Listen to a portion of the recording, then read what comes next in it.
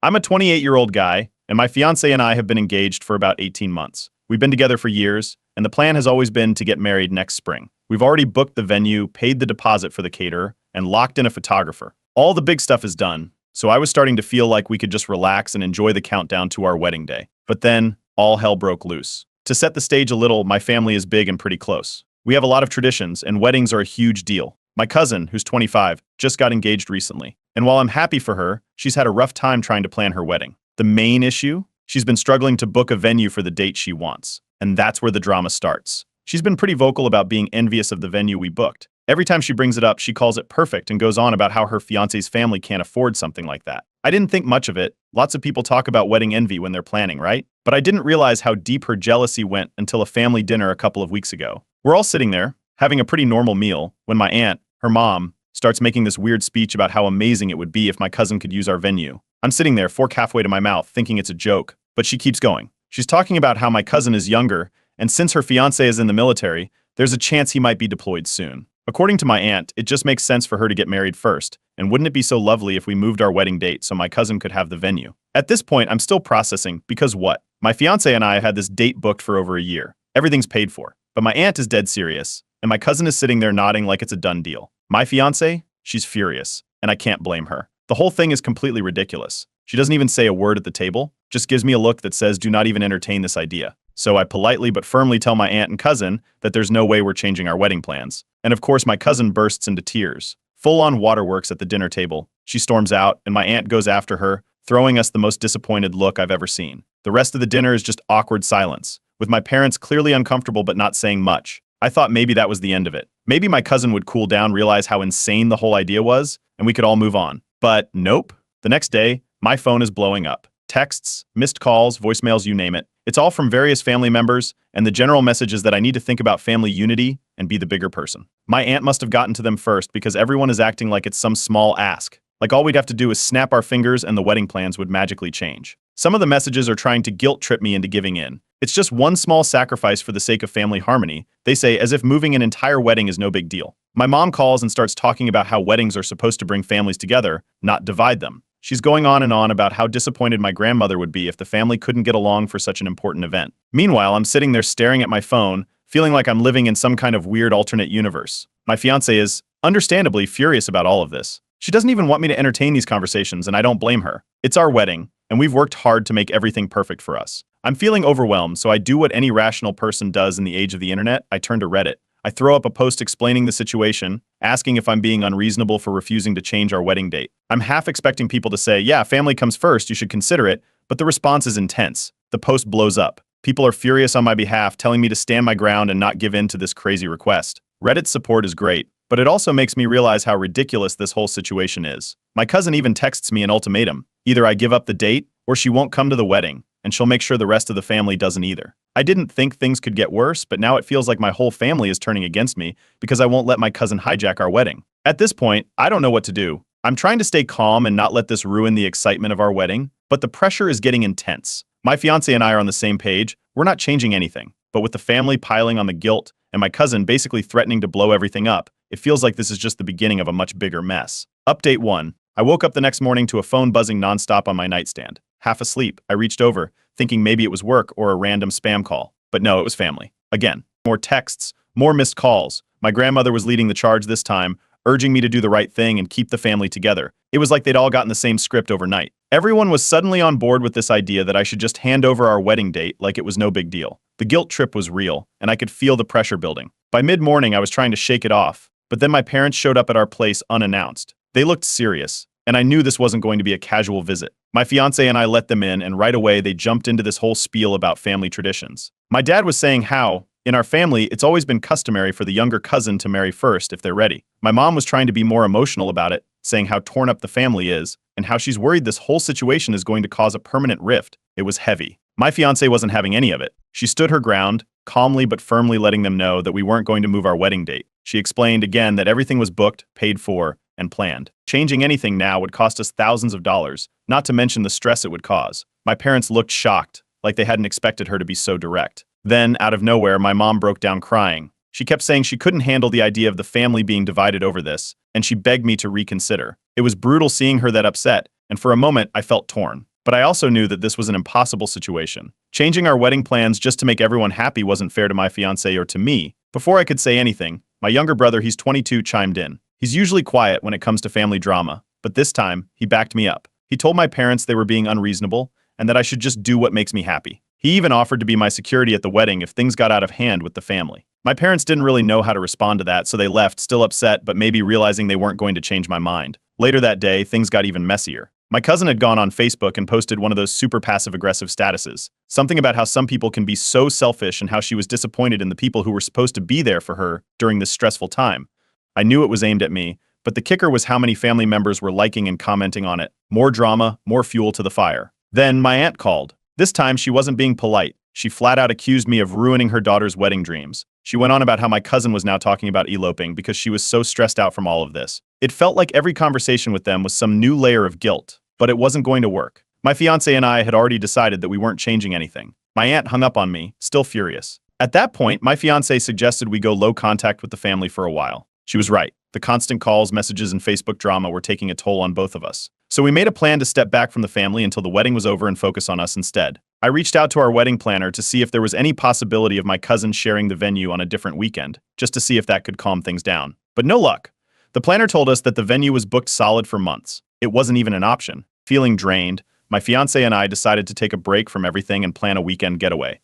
Just the two of us, no drama, no family, no wedding talk.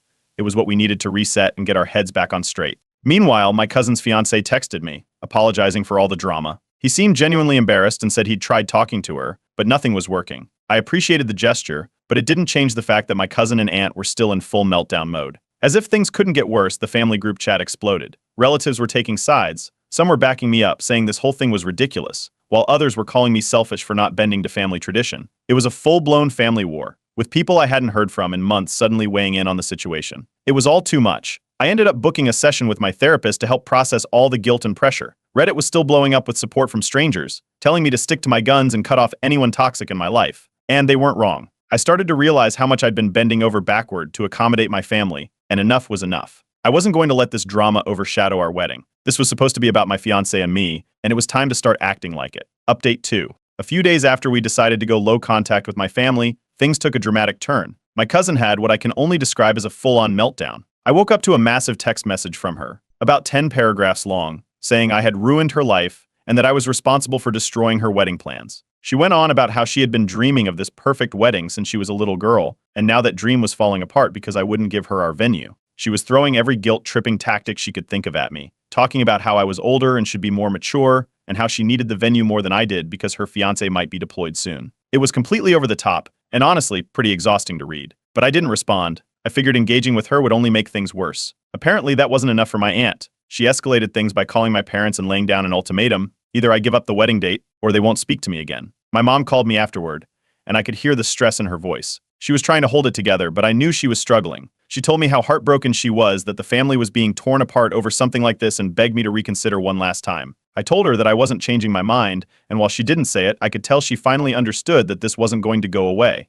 In the meantime, my fiancé and I had to start sending out our wedding invitations, but with all the family tension, it was hard to focus. It should have been a fun part of the process, but instead it felt like we were walking on eggshells. Every name we added to the guest list felt like another potential source of drama. As if on cue, the family group chat exploded again. This time, one of my uncles chimed in to defend my cousin, saying that family always comes first and I should just let her have the date. More relatives jumped into the fray, and it turned into another back and forth of accusations and passive-aggressive jabs. It was like watching a car crash in slow motion, and there was nothing I could do to stop it. But then, something unexpected happened. My older cousin, who's 31 and usually stays out of family drama, stepped in. She sent a message to the group chat saying the whole situation was ridiculous and pointed out that my cousin had a long history of attention-seeking behavior. She basically called out the entire family for enabling it, which honestly felt like a breath of fresh air. Finally, someone else was seeing this for what it really was. The group chat went quiet after that, and I was secretly hoping that would be the end of it. Of course it wasn't. A few days later, I got wind that my cousin had tried to book the same venue for the weekend before our wedding. She actually went behind our backs and tried to secure the venue,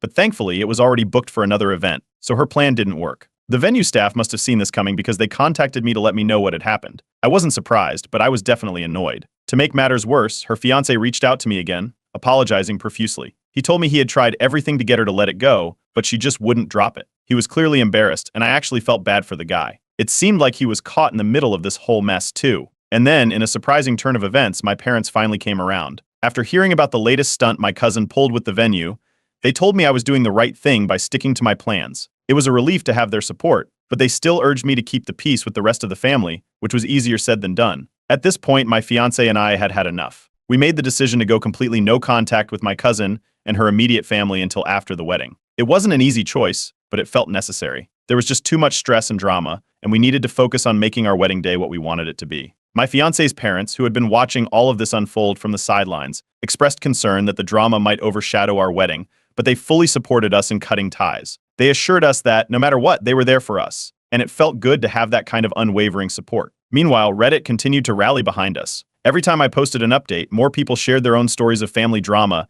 encouraging us to stay strong and cut off anyone who was toxic. The community support was honestly one of the few things keeping me sane through all of this. In therapy, I talked through the guilt and pressure I was feeling, and my therapist reminded me to set firm boundaries. She encouraged me to stay focused on my happiness and not let anyone else's expectations ruin this special time. Then came the final straw. During my fiancé's dress fitting, I got an emotional voicemail from my grandmother. She was begging me to make peace with my cousin, saying she didn't want to see the family divided. It was hard to hear, and I could tell it was affecting my fiancé as well.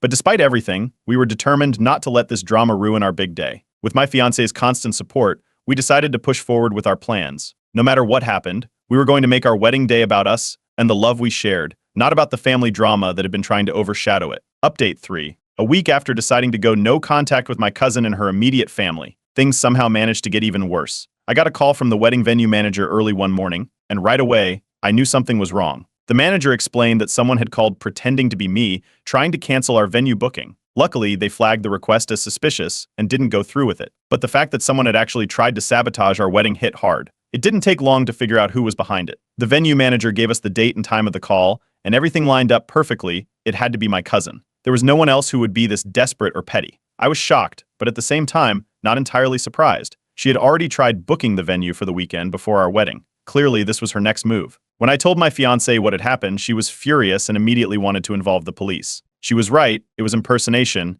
and trying to cancel someone's wedding venue crossed a line. But I hesitated. Filing a police report meant taking this drama to a whole new level, and I wasn't sure I was ready for the family fallout that would come with it. Still, I knew we needed to protect ourselves, so we decided to keep that option on the table. The most painful part of all this was the silence from my family. After the sabotage attempt, I expected someone, anyone, to step in and call out my cousin for what she did. But no one said a word. Not my aunt, not my other cousins, not even the relatives who'd been on my side before. It was like they were all pretending nothing had happened. This silence cut deeper than the actual sabotage. It felt like the family was choosing to turn a blind eye to her behavior. When I told my parents about the attempted cancellation, they were furious. My dad, usually the calm and rational one, immediately called my aunt to confront her. That led to a massive argument at a family gathering later that week. My parents were demanding answers, but my aunt, in typical fashion, tried to downplay the whole thing. She claimed my cousin was just emotional and hadn't meant any harm, saying that it was just a reaction to all the stress she was under. No apology, no accountability, just excuses. That, of course, set off another explosion in the family group chat. Relatives started picking sides again, with some still defending my cousin. They echoed my aunt's excuses, saying things like, she's just stressed,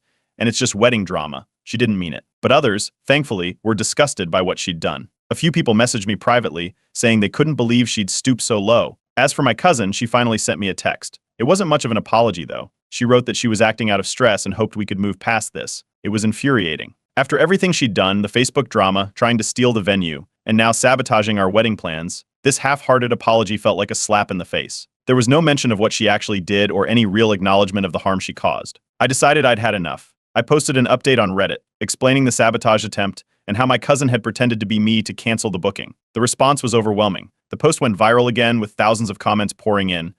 People were outraged, calling out my cousin's toxic behavior and encouraging me to go no contact for good. Many suggested I file a police report and take legal steps to protect myself. All of this was weighing heavily on my fiancée. She was becoming more and more frustrated with how the drama was overshadowing our wedding planning. It was supposed to be an exciting time for us, but instead it felt like we were constantly putting out fires. She was right. This was adding unnecessary stress to what should have been a happy period in our lives. Our wedding planner even stepped in with a warning. She advised us to be cautious moving forward, especially with family involvement. She recommended hiring additional security for the wedding day, just in case. That was the last thing we wanted to hear, but given everything that had happened, it seemed like a smart move. After talking it over with my fiancé and close friends, we made the decision to go completely no contact with my cousin and aunt until after the wedding. There was no way we could keep them in our lives without it continuing to cause more stress. It was a hard decision, but it felt like the only option left. Of course, my aunt wasn't done yet. She delivered one final ultimatum. If I didn't make peace with my cousin, she and my cousin would make sure a large portion of the family boycotted the wedding.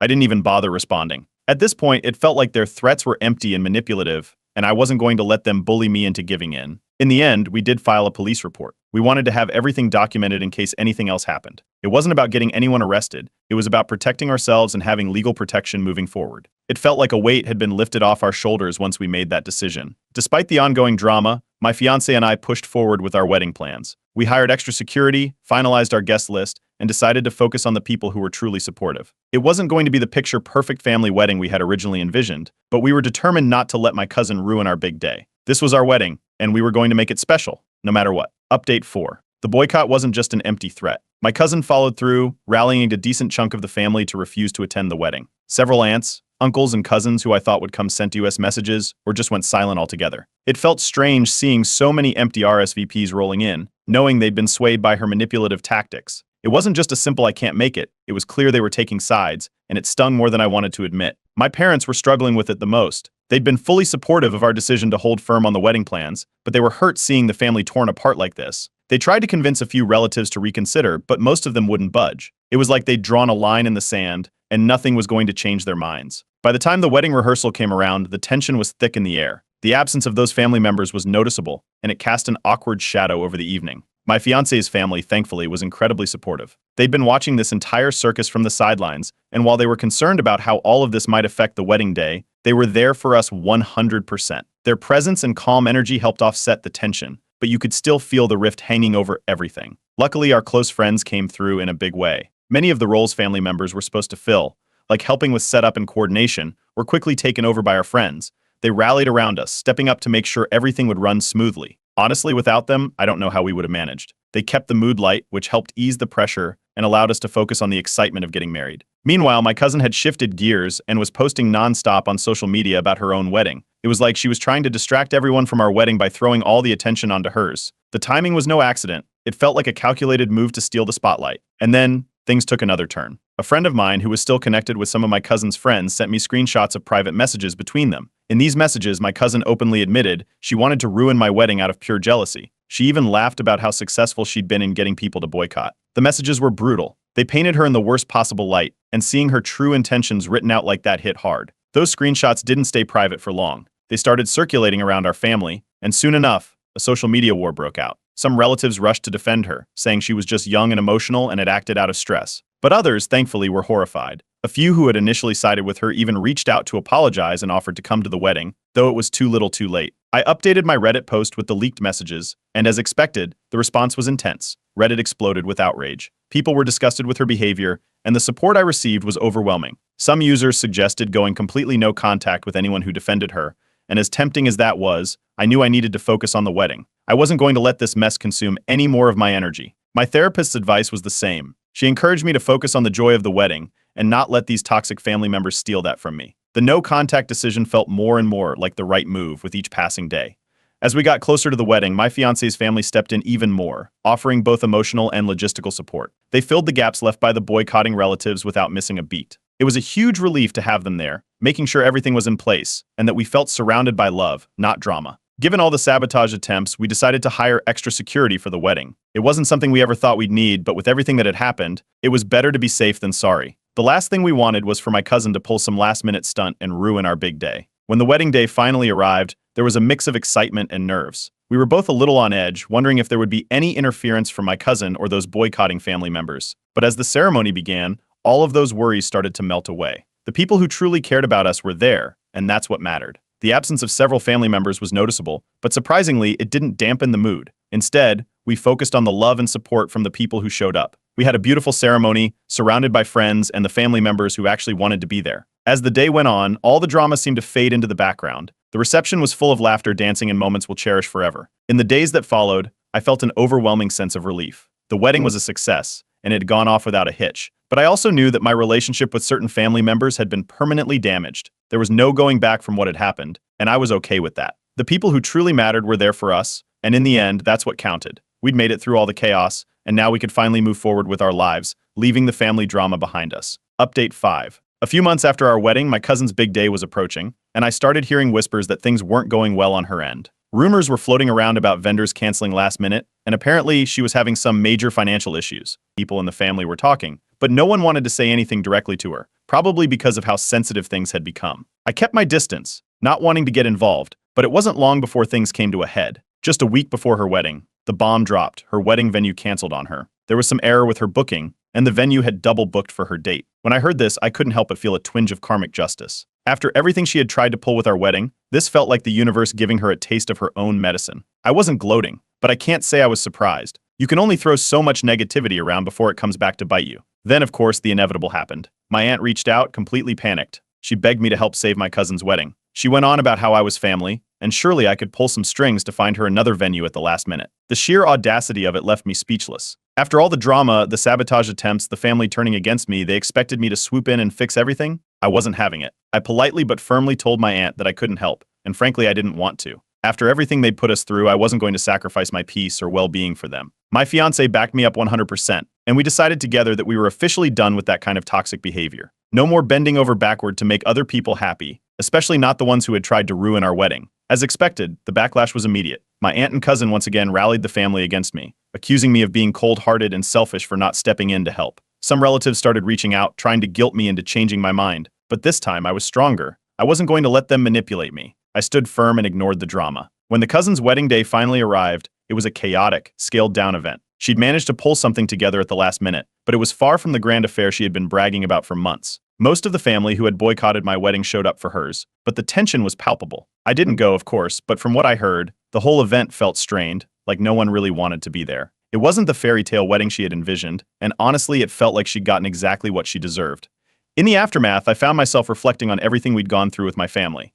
It was sad to realize that some relationships had been damaged beyond repair, but I didn't regret the choices we made. In standing up for myself and my fiancé, I'd learned so much about setting boundaries and not letting toxic people control my life. My fiancé reassured me that we'd made the right decisions, and our wedding day had been perfect because it was about us, not the drama. I posted one final update on Reddit, thanking everyone for their support throughout this insane ordeal. The community had been a lifeline for me during the toughest moments, and I wanted to let people know how we were moving forward. I shared how grateful I was for all the advice and encouragement, and how we were ready to close this chapter and focus on our future together. The response was overwhelming, with hundreds of comments cheering us on as we moved on from the family chaos. Months later, I received another apology from my cousin. This time, it felt more sincere than the first. She admitted that her actions had been driven by jealousy and stress, and she expressed regret for how things had played out. But even with that, I decided to keep my distance. Some wounds are too deep to heal quickly, and I knew that letting her back into my life would only invite more chaos. I was done with that. The family remains divided. Some relatives are still angry with me for not keeping the peace,